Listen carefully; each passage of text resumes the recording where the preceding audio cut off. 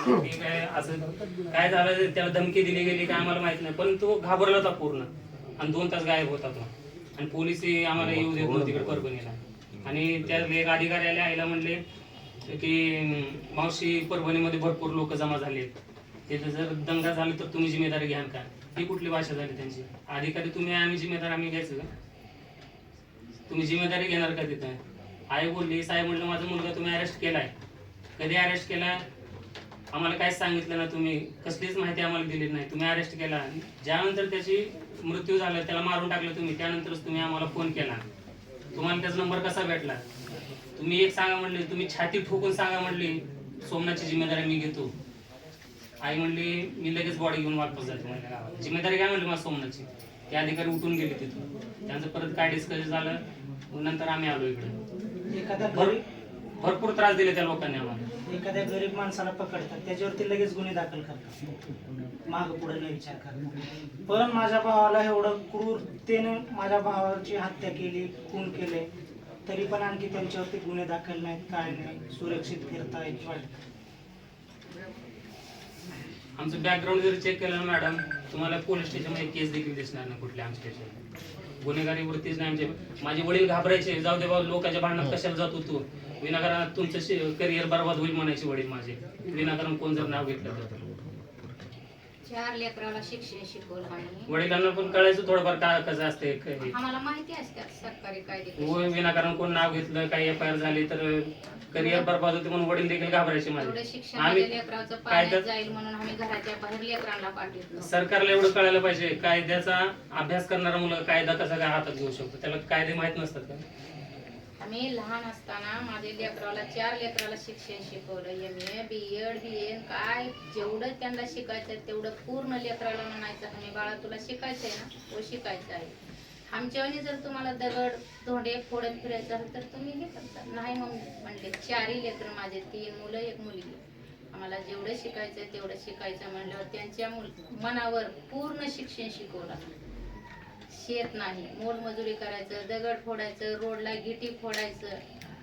पुण्यामध्ये केलो, कोल्हापूरला केलो, सोलापूरला केलो, इंदापूरला काम केलो. पण ह्या महाराष्ट्रामध्ये तामिळी घाट कुठे आहे, रायगड जिल्हा कुठे आहे, तिथपर्यंत आम्ही काम करून काबाड कष्ट करून मग 4 लेकराला शिक्षण शिकवलं. ह्या सरकाराला कशी ज्ञान नाही, कशी बुद्धी नाही. असल्या लोहाच्या विद्यार्थीला त्यांनी पकडून आज जीव घेतात म्हणजे बसते का कायद्यात त्यांच्या? त्यांची कर्तव्य नव्हती का? आईला सांगायचं, आईला कळवायचं, भावाला कळवायचं. ह्याने कशासाठी कळविल नाहीत मला? 24 तासामध्ये त्यांचं कळवायचं हे असतंय. 4 दिवसामध्ये ह्याने कसलंच कॉल केलं. ज्या माझ्या मुलाला मर्डर करून माझ्या मुलाचा खून केला आणि तेव्हा ह्यांना माझा नंबर कसा भेटला त्या सरकाराला? ह्याने का नाही कळवलं मला? मग जाणून बुजून माझ्या मुलाला ह्याने मारहाण करून जीव घेतला पोलीस लोकांनी. म्हणून मला सगळ्यांना तुम्हाला हात जोडून विनंती आहे, ह्याने जे माझ्या मुलाला मारून मर्डर केल्यात का नाही, ह्याच्यामुळे मला लवकरात लवकर मला न्याय मिळवून द्यावा आणि जे गुन्हेगारी आहेत त्यांना सगळ्याला फाशीची शिक्षा द्या. माझी एवढी मोठी फॅमिली आहे, सगळ्यात मोठा तो होता मॅडम. माझ्या कधीच त्याला चापट खाऊन माहित नाही आमच्या घरात, कधीच चापट खाऊन माहित नाही. विचार करा, त्याला मार ते ऐकून देखील आमच्या अंगाला काट येतो की कसा मारला असेल त्याला. कधी चापट खाऊन माहित नाही माझ्या भावाला. आम्ही मार खाल्लो आई वडिलांचं, तो मोठा असल्यामुळे सगळ्यात लाड करायचे जात 5 चुलते. दुःखाचा डोंगर कोसळला आमच्यावरती. विचार करा, कधी चापट न करणार माणूस. माझं लेकरू तळ हातातल्या फोडावणी माझी फॅमिली जपली. त्याला पैसे कमी पडलं तर सगळ्यांनी मदत करायचं त्याला लेकराला. आमच्या लेकरू शिकूला म्हणायचं शिकू दे, आपली गरिबी दूर होईल. सरकारांचं संयम बघते वाटते की किती दिवस सहन करतात. न्याय भेटला पाहिजे आम्हाला मॅडम.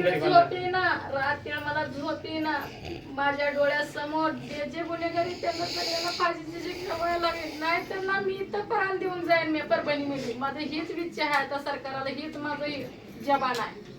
20 महिना होत आला माझं दखल घेत नाहीत गरीबाचं हे लोकांनी.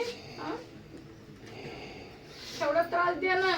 अरे जनावराला मारलं तर माणूस नको नको म्हणताय, आज माणसाला मारून टाकतात. पाठराखण करते सरकार. अरे वर्दीतले गुंडातले. आमचं काय पूर्ण सरकारशी विरोध नाही, फक्त ज्या पोलिसांचा पण विरोध नाही, फक्त ज्या लोकांनी मारले ना पोलीस स्टेशन मधले त्यांना शिक्षा झाली पाहिजे. 15 तारखेला जे जे गुन्हेगार आहेत त्यांना शिक्षा द्यावंच लागतं. संयम बघ काय साहेब सरकार पण काय किती दिवस हे करणार आहे. त्यांना काय आहे जात वाढार समाजाची. नाही नाही 10 ते 15 असं तारखेपर्यंत वाटत जे होतं. पोलीस होते ना त्यांना त्यांच्यावरती 302चा गुन्हा दाखल झालाच पाहिजे. कारण एखादा जर अन्याय कसं सहन करू शकतो एखादा पोलीस जरी असला ते पण शामिल असतीलच ना, म्हणून तर माझ्या भावाचा जीव गेला. आणि असं म्हणायचे काही मुलं की जिथं कॅमेरा नाही तिथं घेऊन जाऊन मारायचे मुलं. कॅमेरा नाहीत तिथं रॉडने मारायची रॉडने परमिशन कोण मार- दिली पोलिसांना? रॉडने मारायची परमिशन. काट्यामुळे आता तुम्ही एवढे शिकलेले आहेत मॅडम, तुम्ही देश पण चालवता, त्यांना अधिकार कोण दिला रॉडने मारायचं पोलिसांना? काट्या तुटलं तुम्हाला मारायचं आणि 4 फटके द्या सोडून द्या ना. आणखी 6 महिने पूर्ण जीव जाईपर्यंत मारता म्हणजे अन्यायच होता ना मॅडम गरीबावरती. आणखी 6 यांच्या महिने पाठीमागे जरी कोण ठेवलं नाही. असते ना, काय वाटलं नसतं. फक्त जीव घ्यायचं नव्हतं बाबा. माझ्या लेकराला ह्याने अटक करून ठेवायचे होते, 6 महिने ठेवायचे होते, वरीसभर ठेवायचे होते. संविधानाचा निषेध करण्यासाठी रस्त्यावर उतरलं म्हणजे काय सगळ्यात मोठा गुन्हा झाला का मॅडम? हे लोक टॅटू बघून मारतात, बाबासाहेबांचं नाव लिहिलेलं बघून मारतात. काय पोरांनी टॅटू देखील निघाले त्या मारामुळं. काही पोरांना बसता येत नाही, करिअर हात तुटलेत, पाय तुटलेत. किती वाईट वाटत असेल त्यांना. त्यांचे करिअर बरबाद होत आहेत मॅडम आता. आज बाईच्या बाईवर ह्याने 2 पोलीस उभारून मारल्यात. एका बाईला 2 पोलीस ह्या मांडीवर एक ह्या मांडीवर जर उभारून मारल्यात. आज माझ्या मुलाला किती मारले असते त्याने? वच्छलाबाई मानवते म्हणून लेडीज आहे, ती फक्त मारू लागले तर ती व्हिडिओ शूटिंग करू लागली लोकांची धरून. तर तिला पकडले, जागेवर बी मारले, पोलीस स्टेशन मध्ये बी आणून खूप मारले. ती म्हणजे बाथरूमला जायचे म्हणलं तर पायावर 2 पोलीस वाले उभे राहिले आणि तिला मारले. इतकं भयंकर मारले. इथंच बाथरूम कर आणि इथंच लघवी कर. ह्यांना माया बहिणी नव्हते का त्या पोलिसांना? हो 16 वर्षाच्या मुलीला देखील मारले तिथं. त्याला पण माय बहीण लेकरू असेल ना पोटाला. अशी वागते तेवढे जनावरासारखे हे पोलीस लोक. ज्यांच्यावर गुन्हे दाखल नाही त्यांना सुद्धा नेऊन मारहाण करून सोडून दिले, परत जखमी केले, हातपाय फ्रॅक्चर झाले. तर हात मोडल्यात, अजून पाय जखमा जिरल्या नाही मोडल्यात. मॅडम. कुणी गेल्या त्यांच्या जखमीत अजून येतो. बसा येईना पोरांना बसा येईना. हात मोडल्यात, पाय मोडल्यात, डोके फोडल्यात. एवढं अन्याय गरीबावर. ऑपरेशन केले एका मुलाला म्हणलं दादा बसा, त्यामुळे मला बसायला येत नाही, एवढं त्रास होते मला. टॉयलेटला देखील जाता येत नाही म्हणलं मला. एवढं भयानक अजून त्रास होते म्हणलं मला. विचार करा मार कसला असेल तो. आज बाईला जर 2 पोलीस तुम्ही उभारून मारता म्हणल्यावर आमच्या पोराला किती उभारून मारले असतात पोलिसांनी? विचार करायची गोष्ट आहे. हा? आई बहिणीसारखी आई असते, कुणाची बहीण असते. असल्या बहिणीला त्यांना आईला मुलं सोडले नाहीत असतीलच. म्हणल्यावर हा? मग माझ्या मुलाला किती मारले असते? 4 पोलीस मारत होते माझ्या मुलाला. जास्तच मारलं उभं जाते बळी असं. 4 दिवस माणूस किती सण खाई करीत. एक दिवस टॅचू पाहायचे म्हणायचे, मारायचे म्हणायचे. म्हणून पोलिसवाला बाप आहे, हे बाप नाही. बाबासाहेबांचा सिंबल घेत स्टॅच्यू वगैरे आणि पाहिला. आणखी एक अशी घटना सांगितली की ज्या मुलं म्हणायचे, पोलीस म्हणायचे म्हणून की तुम्हाला भूक लागली, कुणाला भूक लागली हात वरती. ते गेले ना हात वरती, त्यांना आतमध्ये घेऊन जाऊन भरपूर मारायचे. म्हणून नंतर म्हणायचे मग भरलं का तुमचं? चौघ मारायचं म्हणजे एकाचं मारीकडून तर एकाचं मारीकडून, एकाचं मारीकडून तर एखादे 4 पोलीस राहायचं म्हणजे एका माणसाला भरलं माझा का? भाऊ तिथं हे देखील बोलला, तुम्ही कोण घाबरू नका, मी झालं माझा आता इलेक्शन मी वकील होणार आहे, तुम्हाला सगळ्याला सोडू. हे देखील बोलला भाऊ तिथं माझा. आज लई वकील बना असं झालं असेल काहीतरी त्याचं. एवढं टॉर्चर करून मारण्यात काय अर्थ नाही मॅडम. त्यांना शिक्षा झालीच पाहिजे. कारण हे जर आता कंट्रोल झालं, ते बाळासाहेबांनी बरोबर शब्द वापर अनकंट्रोलेबल मिसाईल म्हणले, ते बरोबरच आहे त्यांचं. ते कंट्रोल झाले पाहिजे आताच. आता ही घटना अशी होत जातील पुढं.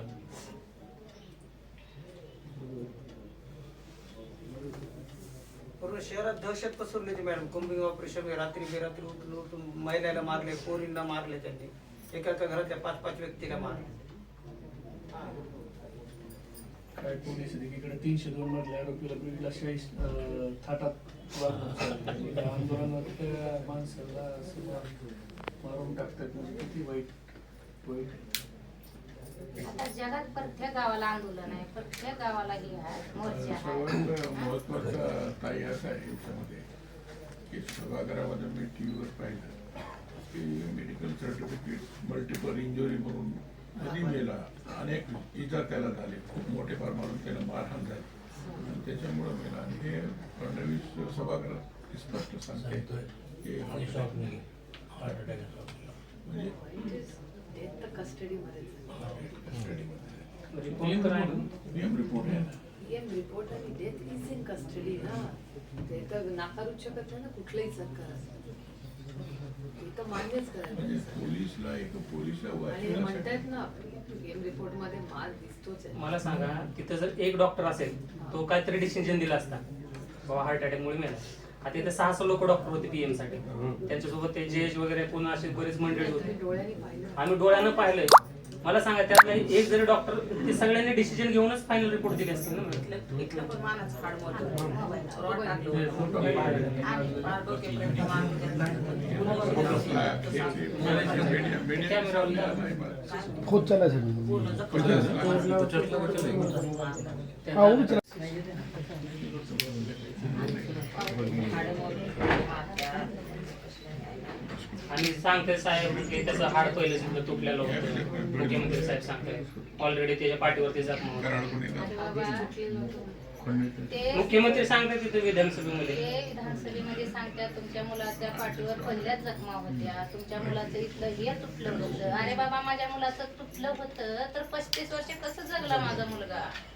दगड कसं फोडला, गाडी कसं चालवला, घर दररोज कसं ते 15 चालवला? ट्रॅक्टर फोडायचे ते दररोज आई बाप्पा ते 60 ते 70 किलोमीटर तो प्रवास करायचा वन साइड. 60 किलोमीटर यायचे, 60 किलोमीटर जायचे. पुणे ते आळेफाटा, नारायणगाव इकडे बाईक वरती प्रवास करायचा. पावसाळ्यामध्ये थंडीचा विचार करत नव्हता, पावसाचा विचार करत थंड पाण्याने आंघोळ करायचो तो.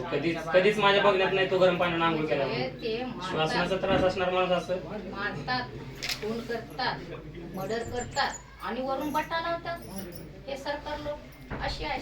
कायदा आहे का त्या लोकांपाशी? दबवण्यासाठी करते ते. कसं दबालं कसं नाही.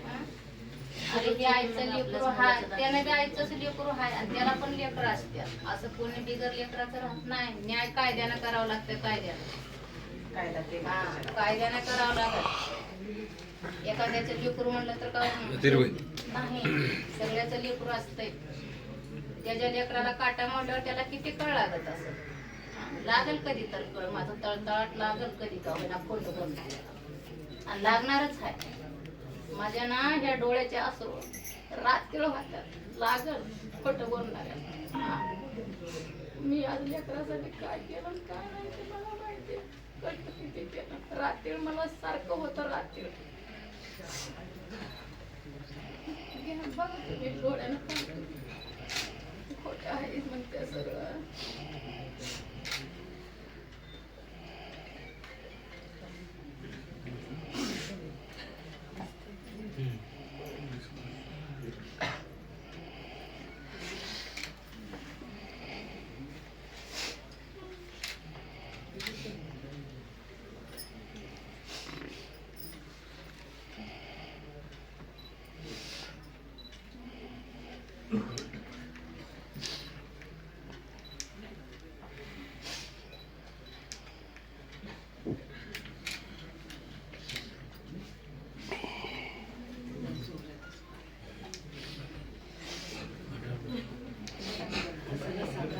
गव्हर्नमेंट म्हणतोय तुम्हाला 50 लाखाची आर्थिक मदत करतो, दोघांना नोकरी देतो.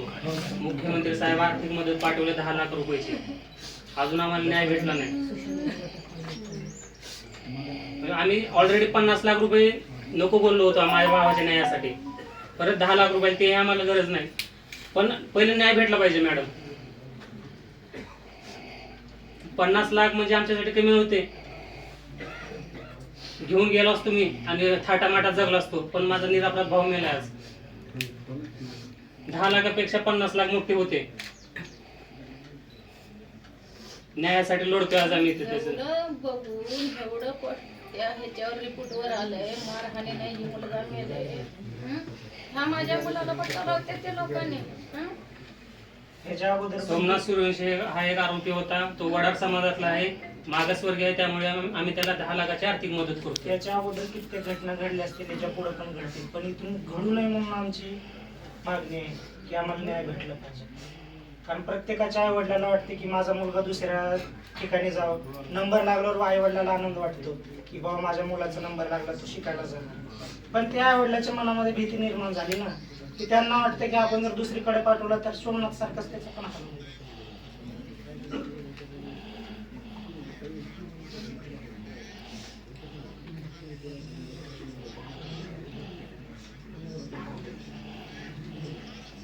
या लोकांना जर कळालं होतं याला श्वासनाचा आजार होता, हृदयविकार त्रास होता, आता अटक करण्यापूर्वी मेडिकल करतात ना मॅडम, त्या मेडिकलमध्ये यांना कळायला पाहिजे, कळालंच असेल बाबा याला त्रास होता, ऍडमिट करायला पाहिजे होते त्यांनी तिथं. माझ्या भावाला तर काय त्रास नव्हता, मी छाती ठोकून सांगतो, लिहून पण देतो.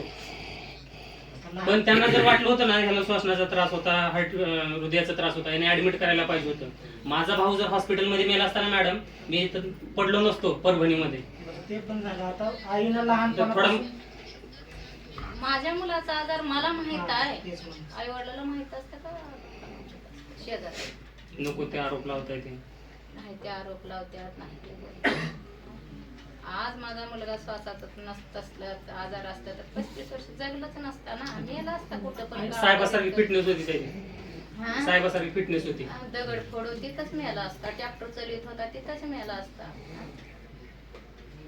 100 किलोमीटर प्रवास करीत होता, 100-150 आळी सगळ्याच फाट्यापर्यंत गाड्या यायच्या त्याला. तिथं मेला असता. सगळ्याच. कसं जगला तो 35 वर्षापर्यंत मुलगा माझा. क्रमाकडे बघितलं तर 1 महिना उलटून गेलाय आता. बीड आणि परभणी ह्या दोन्ही घटना ज्या आहेत त्या माणुसकीला लाजवणाऱ्या आहेत. आणि आदरणीय पवारसाहेब सेशन जेव्हा चालू होतं तेव्हाच स्वतः बीड आणि परभणीच्या दोन्ही घटनांची त्यांनी नोंद घेतली. माझे सहकारी बाप्पांनी संसदेतही हा मुद्दा मांडला. त्यानंतर बाप्पा आमचे बीडचे जे खासदार आहेत ते स्वतः अमितभाई शहांना जाऊन भेटून आले. हे दोन्ही बीड परभणीच्या घटना त्यांनी संसदेतही मांडल्या, तसं अमितभाई शहांच्याही कानावरती घालून आले. देशाचे गृहमंत्री आहेत आणि आम्हाला प्रचंड ही जी परिस्थिती महाराष्ट्रात आहे त्याच्याबद्दल चिंता वाटत होती, म्हणून संसदेत बजरंग अप्पा सोनवणेंनी ह्या दोन्ही घटनेचा उल्लेख केला आणि याची इन्क्वायरी मांडली. त्यानंतर आदरणीय पवारसाहेब स्वतः बीड आणि परभणीसाठी आले, कुटुंबांना भेटून गेले, स्वतः महाराष्ट्राचे मुख्यमंत्र्यांशी दोन्ही केसेसची चर्चा केली आणि त्याला न्याय मिळावा याच्यासाठी आदरणीय पवारसाहेब आणि बजरंगप्पा सोनवणे आमचे बीडचे खासदार हे स्वतः त्यांनी त्याचा फॉलोअप घेतलेला आहे. आणि प्रचंड अस्वस्थ करणारी परभणीची आणि बीड ह्या दोन्ही केसेस आहेत. आणि आज मी ह्या परभणीचे सूर्यवंशी फॅमिली आहे त्याची आई आणि 2 भावांना भेटण्यासाठी आलेले आहे. कारण गेले अनेक दिवस मिक्स्ड रिपोर्ट्स येत आहेत. सरकार काही गोष्टी बोलतोय, वास्तव काहीतरी वेगळं आहे. आणि हे दुर्दैव आहे की ह्या दोन्ही बीड आणि परभणीमध्ये ज्या डेथ आहे, जी आता परभणीची आपली जी केस आहे ती डेथ इन कस्टडी आहे. त्याच्यामुळे मला आश्चर्य खरं तर वाटलं की महाराष्ट्राच्या सरकारने त्याची एक इन्क्वायरी ही तातडीने लावली पाहिजे. आणि जे काय खरं, कारण का ही डेथ ही हत्या कुठे झाली तर ही कस्टडीमध्येच झाली. त्याच्यामुळे ह्याचं जे काय वास्तव आहे हे देशाला, राज्याला आणि त्या कुटुंबाला, त्या आईला हा न्याय मिळालाच पाहिजे अशी आमची भूमिका आहे. दलित समाजाकडून आंदोलन सुरू होत आहे मागील 15 ते 20 दिवसापासून, परंतु प्रशासनातलं कोणीही त्यांना भेटायला जात नाहीये. मी आता त्या काही मी स्वतः त्या आंदोलनाला भेट देणार आहे. आता त्यांच्याही मागण्या सगळ्यांनी ऐकून घेणार आहे. या विषयासाठीच आज मी परभणीला आहे. एकूण काय वाटते ताई, या दोन्ही प्रकरणामध्ये न्याय मिळायला उशीर होतोय? पोलिसांची जी काही भूमिका असेल परभणीतली किंवा मग सरकारच्या यंत्रणेची भूमिका बीडच्या संदर्भात असेल, न्याय मिळायला एवढा उशीर का लागतो? आता काल मोक्कासारख्या ज्या हे प्रकार आहे तो लावण्यात आला, मात्र वाल्मिक कराडांचं नाव असतानाही त्याच्यामध्ये त्यांचं नाव घेण्यात आलं नाही असे आरोप करण्यात आले. आरोप नाही, वास्तवच आहे ना ते. तुमच्या प्रश्नातच माझं उत्तर आहे. त्याचं कारण असं की मोक्का जर लावला गेला तर मग वाल्मिक कराडांवर का नाही? आणि वाल्मिक कराडांवर गेले 2-3 वर्ष कुठले कुठले गुन्हे आहेत? तर त्यांच्यावर ईडीची नोटीस आहे, त्यांच्यावर एक्स्टॉर्शनचा आरोप आहे, त्यानंतर त्यांच्यावर हत्येचा आरोप झालेले आहे, त्यानंतर अनेक अवैध असे व्यवसाय ते असे करतात, अशा अनेक केसेस आहेत. आणि या केसेस कुठल्या राजकीय नाही, अवधा नावाच्या कंपनीच्या अधिकाऱ्यांनी त्यांचं अपहरण केलं अशी केस ही मे महिन्यामध्ये आलेली आणि त्या FIR मध्ये वाल्मिक कराडांचं नाव 1 नंबरला आहे. ईडीच्या केसमध्ये वाल्मिक कराडांचा नावावरच नोटीस आलेली आहे. त्यामुळे मग हत्या असू दे किंवा एक्स्टॉर्शन असू दे किंवा अवैध धंदे असू दे, ह्या सगळ्या ज्या गोष्टी ज्या अतिशय चुकीच्या आहेत. आणि मला एकच प्रश्न आहे सरकारला विचारायचा आहे की जे विरोधी पक्षातले मग नवाब मलिक असतील, संजय राऊत असतील, अनिलभाई देशमुख असतील, किती तुम्हाला नावं वाचावं, छगन भुजबळ साहेब असतील, जेव्हा ह्यांना ईडीच्या नोटिसेस आल्या त्यांना सगळ्यांना तातडीने अटक झाली, सगळ्यांवर केसेस चालल्या. मग वाल्मिक कराडांमध्ये असं काय स्पेशल आहे, असा काय कंट्रोल वाल्मिक कराडांमध्ये आहे किंवा असं काय कंट्रोल किंवा माहिती वाल्मिक कराडांकडे कुणाबद्दल आहे की वाल्मिक कराडांना स्पेशल ट्रीटमेंट दिली जाते?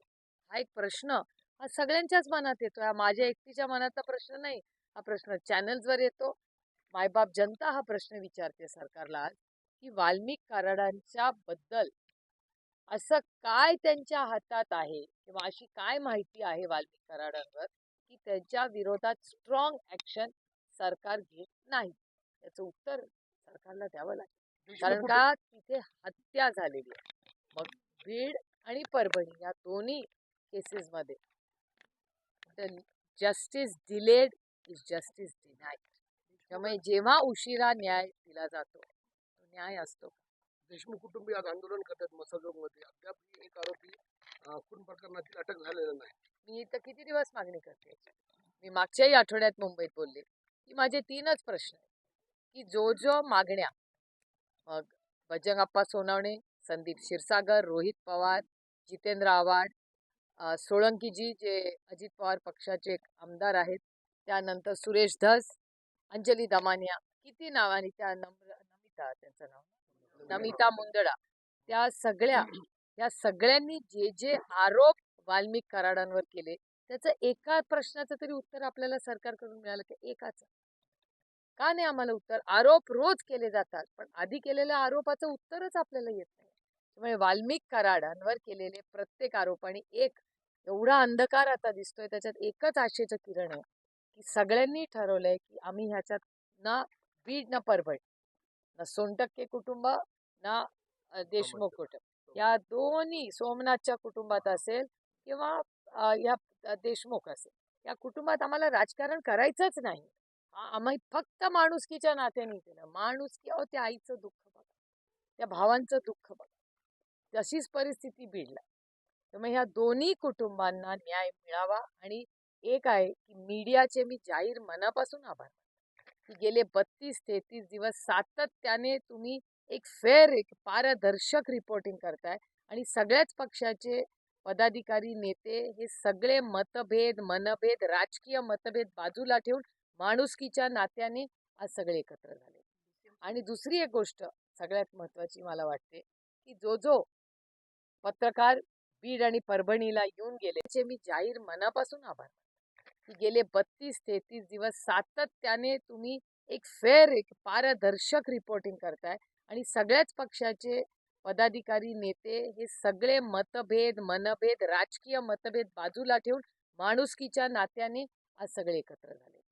आणि दुसरी एक गोष्ट सगळ्यात महत्वाची मला वाटते की जो पत्रकार बीड आणि परभणीला येऊन गेलेले आहेत, मग सोमनाथ भाऊ असेल किंवा देशमुख कुटुंब दोन्ही कुटुंबाला भेटलाय, त्यांची अश्रू अनावर झालेली तुमच्या जो तिथे व्हिजिट देतो, बीडला राहून येतो, परभणीला राहून येतो, इमोशनली अतिशय म्हणजे अस्वस्थ झालेले पत्रकार मी जवळून पाहिलेत. काही पत्रकार रडलेले चॅनलवर, इतके हताश झालेले पत्रकार.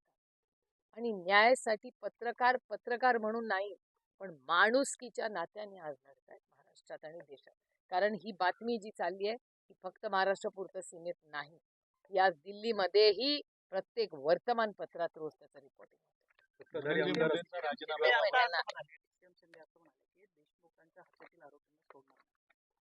मी त्यांच्या या स्टेटमेंट मनापासून स्वागत करते. माझी एवढीच विनम्र विनंती त्यांना आहे की तुमच्या सरकारने जो फरार आहे त्याला तातडीने पकडलं पाहिजे. मोका वाल्मिक कराडवर का नाही लावलेला? सगळ्यांवर लावलाय, मग वाल्मिक कराडवर का नाही लावलेला? आणि वाल्मिक कराडांवर इतके आरोप प्रत्यारोप आणि त्याचे डॉक्युमेंट तुम्हीही पाहिलेले आहेत, माझ्याकडे येते, काय वेगळं तुम्हाला मी सांगत नाहीये. मग असं काय होतंय की त्यांच्यावर आणि सुरेश धस असतील, संदीप क्षीरसागर असतील, जितेंद्र आव्हाड असतील, ते सगळे म्हणतात 302 लावा. मग 302 कलम का लावला जात नाहीये? आणि तुमच्या चॅनलवरच वास्तव सगळे बघतायत ना. मग असं काय वाल्मिक कराडमध्ये ताकद आहे की त्याच्यासाठी बेड येतो, ते शरण येतात? हा शब्द धक्कादायक आहे आणि तुम्हाला तरी लाजिरवाणा आहे. वाचवण्यासाठी त्यांना सेफ केलं आणि जाते असं वाटतं का? ते नाही मला माहित. याचं उत्तर सरकारला द्यावं लागतं. मी आरोप करण्यासाठी आलेच नाही. मी एका आईला भेटायला आज इथे आलेले.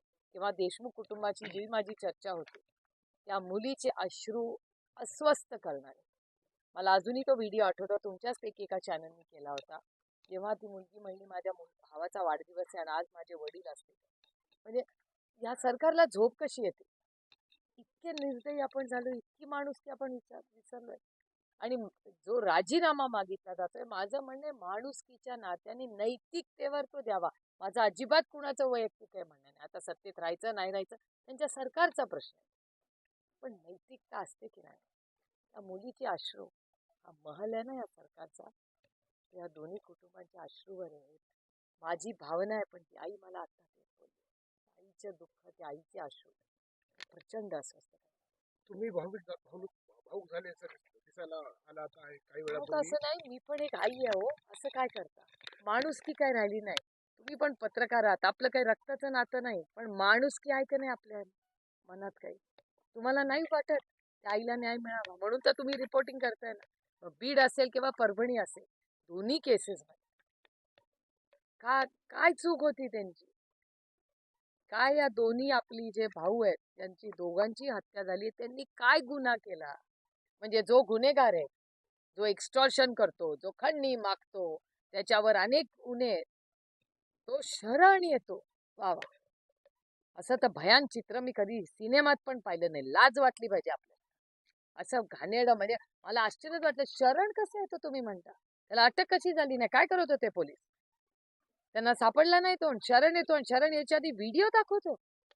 व्हिडिओ काढून तो सर्क्युलेट होतो सोशल मीडियावर आणि पोलिसांना कळत नाही तो कुठून येतो. गृहमंत्र्यांच्या फेल्युअर आहे हा. गृहमंत्री एकटे नाही, ह्या सरकारचं फेलियर आहे. आणि माझं म्हणणं आहे, या सरकारनी आपण सगळे आपले राजकीय मतभेद बाजूला ठेवूया. एवढं मोठं मॅन्डेट या सरकारला मिळालंय हो.